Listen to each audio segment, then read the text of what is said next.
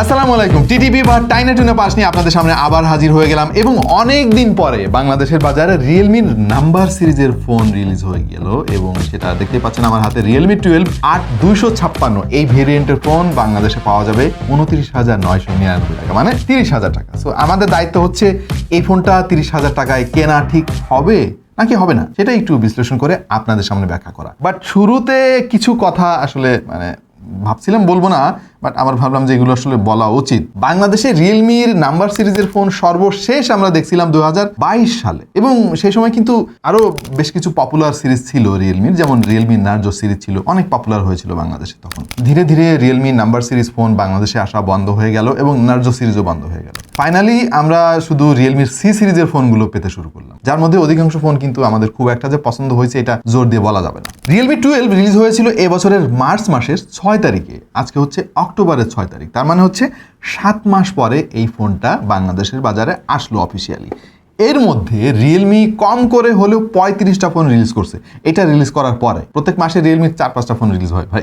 So বুঝতে পারছেন এই ফোনটা অফিসিয়ালি কতটা পুরাতন। ইভেন রিয়েলমি 13 কিন্তু মার্কেটে অ্যাভেলেবেল বেশ কয়েক মাস ধরে, 14 আসবে করতেছে।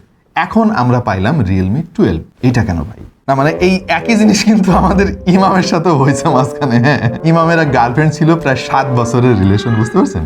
সো গত 7 মাস ধরে এর কোনো খবর নাই, মানে টোটালি গায়েব হয়ে গেছে। সে বেঁচে আছে নাকি মরে গেছে এটাও ইমাম জানে না। অবশেষে সেই গার্লফ্রেন্ড ফিরে আইছে ভাই। তো ইমামের আসলে তখন কি ফিল হচ্ছিল চলুন ইমামের কাছ থেকে আমরা একটু শুনে আসি। আর ভাই কি বলবো ভাই, 7 মাস পর আসছে। আমি এতদিন আরেকটা অ্যাফেয়ারে জড়িয়ে গেছি, একটা বিপদ না ভাই, এই কুল রাখবো না ও কুল রাখবো, আর যেটা গেছে একবার গেছে আবার আইলো কেন ভাই? পয়সা গেছি আমি, পয়সা গেছি মাইন কারছি পায়। এই হচ্ছে ভাই বিষয়। মানে শুরুতে রিয়েলমি নিয়ে কিন্তু অনেকের মধ্যে অনেক আগ্রহ ছিল, একটা হাইপ ছিল। ধীরে ধীরে এই জায়গাটা কিন্তু অন্য একজন নিয়ে গিয়েছে, বুঝতে পারছেন? সো রিয়েলমিকে এই ব্যাপারগুলো একটু ভেবে দেখতে হবে, বিজনেস স্ট্র্যাটেজি নতুন করে সাজাতে হবে, তা না হলে অন্য ব্র্যান্ড কিন্তু চট করে ঢুকে পড়বে। যাই হোক, চলেন আমরা ডিজাইন নিয়ে একটু আলাপ করে ফেলি। এবং এই রাউন্ড শেপ ইদানিং একটা ট্রেন্ড শুরু হয়ে গিয়েছে, অনেক ব্র্যান্ডকে আমরা এই রাউন্ড শেপটা ফলো করতে দেখতেছি।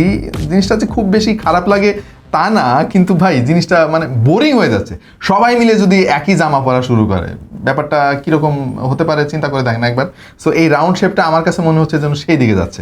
অনেক ফোন, এই যে আপনার এই যে এই ফোন অনেক দামি Xiaomi 14 Ultra, এটা অনেক দামি ফোন কিন্তু। হ্যাঁ, দেখাই দিলাম।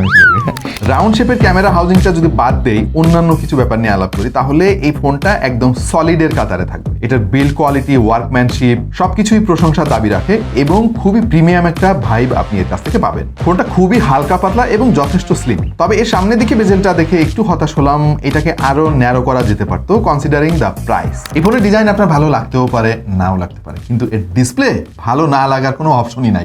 120 হার্জ রিফ্রেশ রেটের অ্যামোলেড প্যানেল তারা এখানে ব্যবহার করছে, অস্থির রকমের সুন্দর ভাই। এবং এটার পিপিআই কত ঠিক জানি না, তবে মনে হচ্ছে 400-র কাছাকাছি। এবং এই ডিসপ্লের কন্ট্রাস্ট রেশিও ভাই 60:1। সেই সাথে এই ডিসপ্লে কিন্তু 100% P3 কালার গেমোড সাপোর্ট করে এবং এটার ইনস্ট্যান্ট টাচ স্যাম্পলিং রেট হচ্ছে 1200 হার্জ আর regular touch sampling rate 180 hertz. Touch responsive নিয়ে কোনো ইস্যু আমরা খেয়াল করি না। ইন জেনারেল এটার ব্রাইটনেস হচ্ছে 600 নিটস, তবে পিক ব্রাইটনেস হচ্ছে 2000 নিটস। সুতরাং ডে লাইটে এটার ভিজিবিলিটি নিয়ে কোনো ইস্যু নাই ভাই। আর ব্রাইটনেস কমাইতে কমাইতে আপনি এতই কমাতে পারবেন যে রাতের বেলাও দেখবেন যে আপনার দেখতে অনেক কষ্ট হচ্ছে, এত কম আপনি দিতে পারবেন। সেই সঙ্গে এটা ডিসপ্লে কিন্তু rain water smart touch support করে, তার মানে হচ্ছে হালকা পাতলা পানির ঝাপটা যদি এই ফোনে লাগে তাহলে আপনার ফোন অপারেট করতে খুব একটা অসুবিধা হবে না। সব মিলিয়ে দাম বিবেচনায় এটার ডিসপ্লে আমাদের কাছে অনেক অনেক ভালো লাগছে, কিন্তু ভালো লাগে নাই যে জিনিসটা, সেটা হচ্ছে এর হার্ডওয়্যার ভাই। 685 স্ন্যাপড্রাগনের, মানে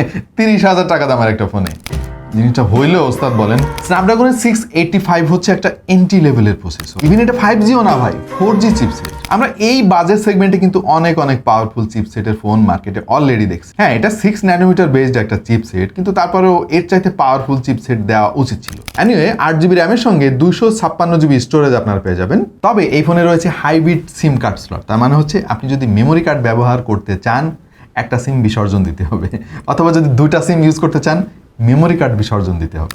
সারা জীবন ভাই বিসর্জন দিয়ে গেলাম, কিছু পাইলাম না ভাই, শুধু দিয়েই গেলাম আর কি।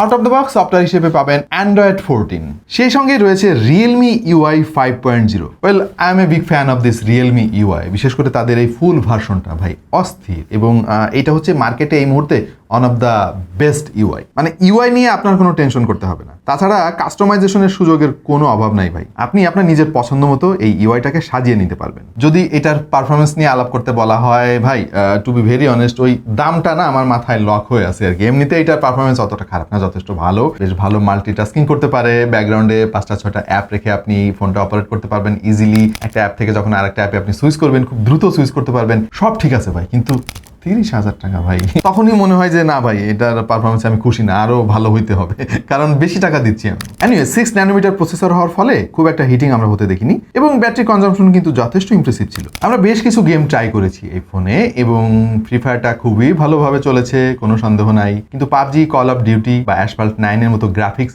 ইন্টেন্সিভ গেমে না মনে হয়েছে যেন আরো বেটার পারফর্ম করতে পারতো। সো এই গেমগুলো আপনি ফুল পোটেনশিয়াল দিয়ে খেলতে পারবেন না। তবে আপনি যদি একটু কম্প্রোমাইজ করেন গ্রাফিক্স সেটিংসে, একটু এদিক সেদিক করে মোটামুটি ভালো পারফরমেন্স পাবেন। জাইরোস্কোপ সেন্সরও আছে, এর ফলে বেশ ভালো কন্ট্রোলিং পাবেন। তো গেমিং নিয়ে আমার অভিমত হচ্ছে যে ভাই, এটা সিরিয়াস গেমারদের জন্য কোনো ফোন না, এটা হচ্ছে একটা অল ইন অল প্যাকেজ। মানে গেমারদেরও খুশি করার চেষ্টা করেছে তারা, যারা ভালো পারফরমেন্স চায় তাদেরও খুশি করার চেষ্টা করেছে। সো যদি শুধুমাত্র গেমিংয়ের জন্য ফোন কিনতে চান, আমার মনে হয় না যে এটা নেওয়া ঠিক হবে। বাট আপনি যদি শখের গেমার হন, মানে মাঝে মাঝে মন চাইলে একটু গেমিং টেমিং করেন অনেকদিন পর পর, তাহলে আপনার জন্য এটা ঠিক আছে। আমরা এই ফোনটা দিয়ে AnTuTu টেস্টও করেছি, স্কোর এসেছে 3,50,311, গিগবেঞ্চে সিঙ্গেল করে 466, মাল্টি করে 1,462। সিমিলার চিপসেট দিয়ে যতগুলো ফোনের রিভিউ আমরা করেছি তার একটা তুলনামূলক চিত্র এই চার্ট থেকে আপনারা পেয়ে যাবেন, এবং এই ফোনটা মোটামুটি উপরের দিকে আছে। কিন্তু ভাই, রিয়েলমির সঙ্গে রিয়েলমি পারতেছে না। দেখেন 23,000 টাকা দামের ফোনের স্কোর আর এটা স্কোর প্রায় কাছাকাছি। সেই সঙ্গে এই চার্টের দিকে খেয়াল করে দেখেন, 30,000 টাকা দামের এই ফোন এবং তার যে স্কোর, সেই সঙ্গে কিন্তু দাম ম্যাচ করতেছে না। খেয়াল করে দেখেন আরো অনেক কম দামি ফোন, 16,000 টাকা দামের ফোনেও কিন্তু আমরা 4 লাখের কাছাকাছি স্কোর পেয়েছি। ইভেন রিয়েলমির নাম্বার সিরিজের যতগুলো ফোন আছে তার সমস্ত চিত্র আপনি এই চার্টে পেয়ে যাবেন। খেয়াল করে দেখেন রিয়েলমি নার্জো 50, যে ফোনটা মাত্র 16,500 টাকা দাম ছিল, সেইটার স্কোর আর এটার স্কোর কাছাকাছি। এটা কোনো কথা ভাই? তবে 30,000 টাকা প্রাইস সেগমেন্টের অন্যান্য ফোনের সঙ্গে যদি আমি এই ফোনটাকে তুলনা করি, তাহলে কিন্তু আবার উপরের দিকেই থাকবে এইটা। সো দিন কিন্তু বদলাই গেছে রিয়েলমিকে আমি জানাতে চাই। আমার মনে হয় আপনাদেরকে এই জিনিসগুলো নতুন করে আরো একবার ভাবা দরকার। একটা জায়গায় এই ফোনটা কিন্তু ফাটাই দিছে ভাই, পুরা কাঁপাই দিছে, আর সেটা হচ্ছে এর ক্যামেরা। এতে সোনির LYT 600 OIS ক্যামেরা তারা ব্যবহার করেছে। 50 মেগাপিক্সেলের এই সেন্সরটা কিন্তু অস্থির ছবি তুলতে পারে, আর এটার অ্যাপারেচার 1.88। আমরা বিভিন্ন লাইটিং কন্ডিশনে বিভিন্ন সাবজেক্টের ছবি তুলে দেখেছি, এবং এটার ছবির কোয়ালিটি থেকে ভাই আমরা টাসকি খেয়ে গেছি। ছবি নিয়ে তেমন কোনো কমপ্লেন নাই, ডাইনামিক রেঞ্জ যথেষ্ট ইমপ্রেসিভ, শ্যাডো এরিয়া যথেষ্ট এক্সপোজ করার পরেও কিন্তু খুব একটা নয়েজের দেখা আপনি পাবেন না। ম্যাক্সিমাম ছবিগুলোতে ওয়ার্ম একটা টোন পাবেন, যেটা দেখতে খুবই চমৎকার লাগে। তবে নেই কোনো আলট্রা ওয়াইড সেন্সর। ভাই এটা একটা মানে কি বলবো, দরকারি সেন্সর, বাট কোম্পানিগুলো দিচ্ছে না ইদানিং। খুবই কষ্ট পাইলাম ভাই, 30,000 টাকা দাম দিয়ে একটা ফোনে যদি আলট্রা ওয়াইড সেন্সর না থাকে। এনিওয়ে হতাশ হইলাম আর কি।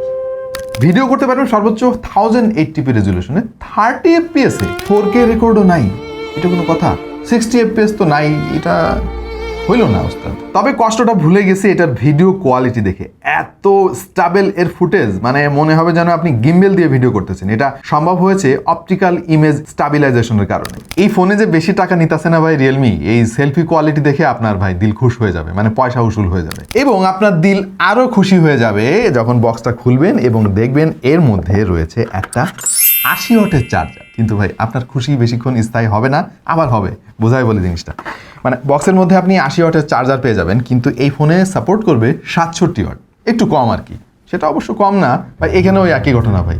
এই খুশি দিল, এই দুঃখ দিল, যাই হোক আর কি, মিলাই জেলায় আর কি। এই ফোনটা আমাদের বাস্তব জীবনের সঙ্গে মিল আছে এই ফোনের অনেক। এবং ভাই চার্জ কিন্তু খুব ভালো থাকে, যেহেতু 6 ন্যানোমিটারের প্রসেসর, সারাদিন আপনি এই ফোনটা অপারেট করতে পারবেন সিঙ্গেল চার্জে। দিন শেষে আপনাকে একবার চার্জ দিতে হতে পারে, বাট যারা নর্মাল ইউজ করেন, মানে দরকার ছাড়া ফোন হাতে নেন না, তাদের জন্য 2 দিন ইজিলি চলে যাবে। Try to find out what it means. Always do it on my own, so I gotta get through it. And the only thing I know is to love what I'm doing. Never give up. ভাই এটার loud স্পিকারের কোয়ালিটিতে আমার দিল খুশ হয়ে গিয়েছে। Stereo speaker তারা দিয়েছে এবং যথেষ্ট বোল্ড, ভোকালও খুবই ক্রিস্টাল ক্লিয়ার, সে সঙ্গে কিছুটা বেজও ফিল করতে পারবেন আপনি, এবং ফুল ভলিউমেও ডিস্টোর্ট হয় নাই। আশ্চর্য কথা, ফুল ভলিউমে তো সবসময় ডিস্টোর্ট হয়, এটা হয় নাই। সো লাউড স্পিকার টেস্টিংয়ে একদম পারফেক্ট, দাম বিবেচনায় পারফেক্ট একটা সেট আপ তারা দিয়েছে এখানে। অলরাইট, আর বেশি কথা বাড়াবো না প্রিয় দর্শক। মার্কেটের অবস্থা তো মোটামুটি আপনারা সবাই জানেন। এখন যে অবস্থা মার্কেটে দেখতেছি, 25-30 হাজার টাকা প্রাইস সেগমেন্টের ফোনগুলোর মধ্যে যে যুদ্ধ, যে মারামারি শুরু হয়ে গেছে, মানে কে কার চাইতে ভালো কিছু দিবে, আধুনিক কিছু দিবে, এই প্রতিযোগিতা কিন্তু এখন চলতেছে এবং ফাইনালি লাভবান হচ্ছি আমরা যারা ক্রেতা। আমাদের জন্য তো এগুলো ভালো ভাই, ব্র্যান্ডে ফাইট চলুক, আমরা লাভবান হই। আমরা কিন্তু 25-26 হাজার টাকা প্রাইস সেগমেন্টের ফোনে এখন ওয়্যারলেস চার্জিংও দেখতে পাচ্ছি। সো রিয়েলমিকে এই জিনিসটা একটু মাথায় রাখতে হবে। আপনার কাছে কেমন লাগলো রিয়েলমি 12? অবশ্যই কমেন্ট সেকশনে আমাদেরকে জানিয়ে দিন এবং আমাদের ভিডিও কেমন লাগছে সেটাও জানাতে পারেন। ফলো করতে পারেন আমাকে ফেসবুকে, বা আমাদের ফেসবুক পেজও ফলো করে দিয়ে আসতে পারেন। দেখা হয়ে যাবে অন্য কোনো ভিডিওতে ভিন্ন কোনো বিষয় নিয়ে। সেই পর্যন্ত সবাই ভালো থাকুন, সুস্থ থাকুন আর দেখতে থাকুন টেক টু দ্য পয়েন্ট।